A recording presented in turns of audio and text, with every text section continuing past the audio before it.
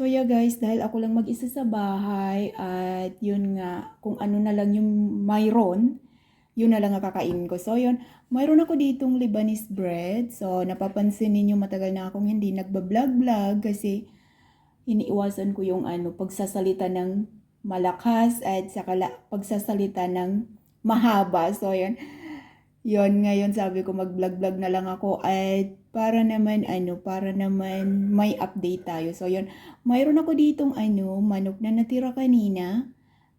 Ihahalo natin sa ating sandwich at saka mayroon ako nga pala ditong sauce na ginawa. Ayan, ilagay ko na lang sa screen kung ano man yung nilagay ko dyan.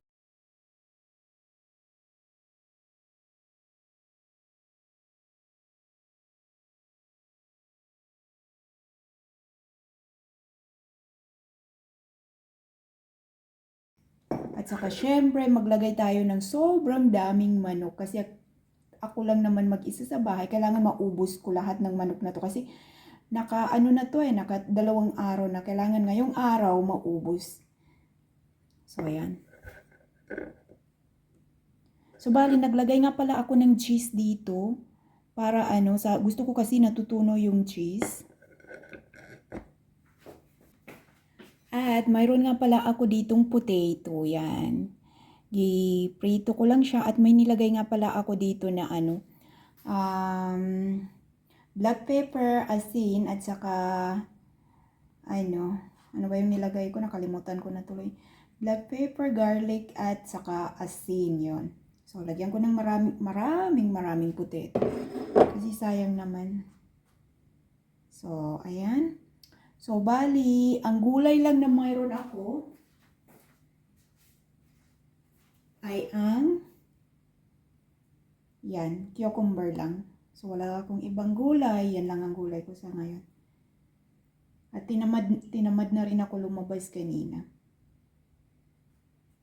So, yan. Nakagawa na tayo ng simpleng dinner. Madali lang talaga pag tayo lang mag-isa sa bahay. Kung ano-ano na lang ang mayroon.